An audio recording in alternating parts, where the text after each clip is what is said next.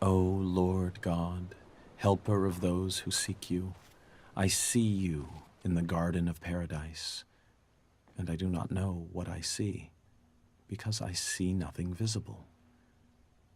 I know this alone, that I know that I do not know what I see, and that I can never know. I do not know how to name you, because I do not know what you are. Should anyone tell me that you are named by this or that name, by the fact that one gives a name, I know that it is not your name. For the wall beyond which I see you is the limit of every mode of signification by names. Should anyone express any concept by which you could be conceived, I know that this concept is not a concept of you, for every concept finds its boundary at the wall of paradise. Should anyone express any likeness and say that you ought to be conceived according to it, I know in the same way that this is not a likeness of you. So too, if anyone, wishing to furnish the means by which you might be understood, should set forth an understanding of you, one is still far removed from you. For the highest wall separates you from all these, and secludes you from everything that can be said or thought, because you are absolute from all the things that can fall within any concept. Nicholas of Cusa, 1453.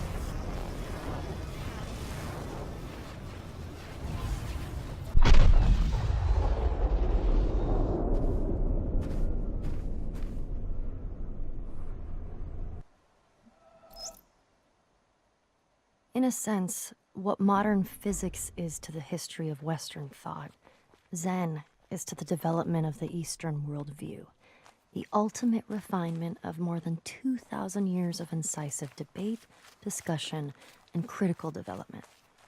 Yet the difference between the two could hardly be more marked. Whereas physics is interested above all in theories, concepts, and formulas, Zen values only the concrete and the simple. Zen wants facts, not in the Western sense of things that are measurable and numerical, which are in fact abstractions, but as living, immediate, and tangible. Its approach to understanding is not to theorize, because it recognizes that previously accumulated ideas and knowledge, in other words, memories of all kinds, block the direct perception of reality. Therefore, Zen adopts an unusual approach. Its buildup involves language, which is unavoidable. Any method, even if it turns out to be an anti-method, has first to convey some background in order to be effective. But the way Zen uses language is always to point beyond language, beyond concepts to the concrete. David Darling, 1996.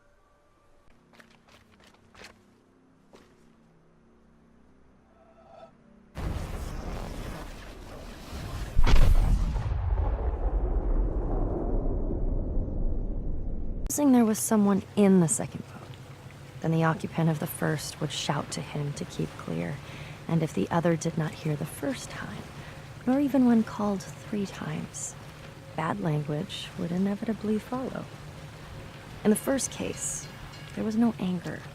In the second, there was. Because in the first case, the boat was empty, and in the second, it was occupied. And so it is with man. If he could only roam empty through life, who would be able to injure him? Zhuangzi, 4th century BC.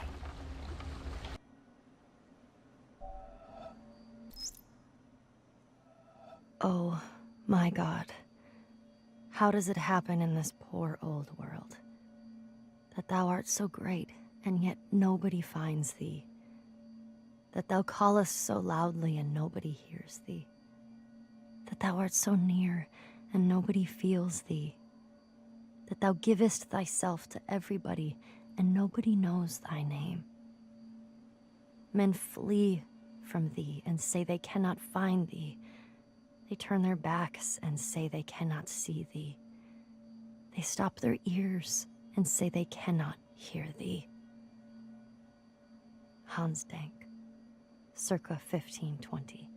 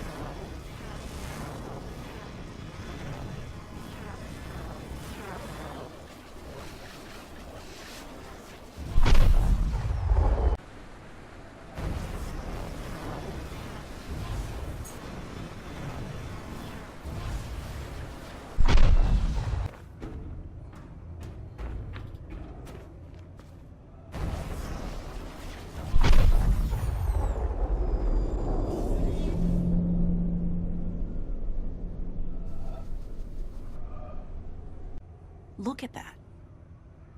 What's important? And so a little later on, your friend, again those same neighbors, another astronaut, the person next to you goes out to the moon. And now he looks back and sees the Earth not as something big where he can see the beautiful details, but he sees the Earth as a small thing out there. And now that contrast between that bright blue and white Christmas tree ornament and that black sky, that infinite universe, really comes through. The size of it, the significance of it, it becomes both things. It becomes so small and so fragile, and such a precious little spot in that universe that you can block it out with your thumb. And you realize that on that small spot, that little blue and white thing is everything that means anything to you.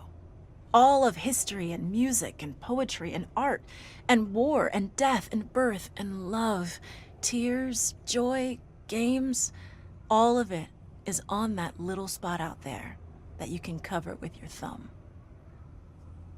And you realize that that perspective, that you've changed, that there's something new there, that relationship is no longer what it was. And then you look back on the time when you were outside on that EVA and those few moments that you had the time because the camera malfunctioned, that you had the time to think about what was happening. And you recall staring out there at the spectacle that went before your eyes. Because now You're no longer inside something with a window looking out at a picture. But now you're out there, and what you've got around your head is a goldfish bowl, and there are no limits here. There are no frames.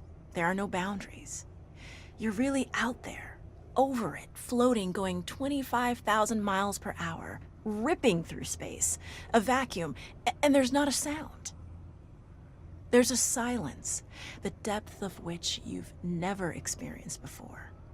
And that silence contrasts so markedly with the scenery and the speed with which you know you're going. That contrast, the mix of those two things, really comes through. And you think about what you're experiencing and why. Do you deserve this? This fantastic experience? Have you earned this in some way? Are you separated out to be touched by God to have some special experience here that other men cannot have? You know the answer to that is no. There's nothing that you've done that deserves that earned that. It's not a special thing for you. You know very well at that moment, and it comes through to you so powerfully, that you're the sensing element for man. You look down and see the surface of that globe that you've lived on all this time, and you know all those people down there. They are like you. They are you. And somehow you represent them when you are up there. A sensing element, that point out on the end, and that's a humbling feeling. It's a feeling that says you have a responsibility. It's not for yourself. The eye that doesn't see does not do justice to the body. That's why it's there. That's why you're out there. And somehow you recognize that you're a piece of this total life. You're out on that forefront and you have to bring that back somehow. And that becomes a rather special responsibility. It tells you something about your relationship with this thing we call life. And when you come back, there's a difference in that world now. There's a difference in that relationship between you and that planet, and you and all those other forms of life on that planet, because you've had that kind of experience. It's a difference, and it's so precious. And all through this, I've used the word you because it's not me. It's not Dave Scott.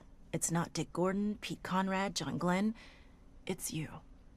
It's us. It's we. It's life. It's had that experience. And it's not just my problem to integrate. It's not my challenge to integrate, my joy to integrate. It's yours. It's everybody's. Russell Schweikart, 1975.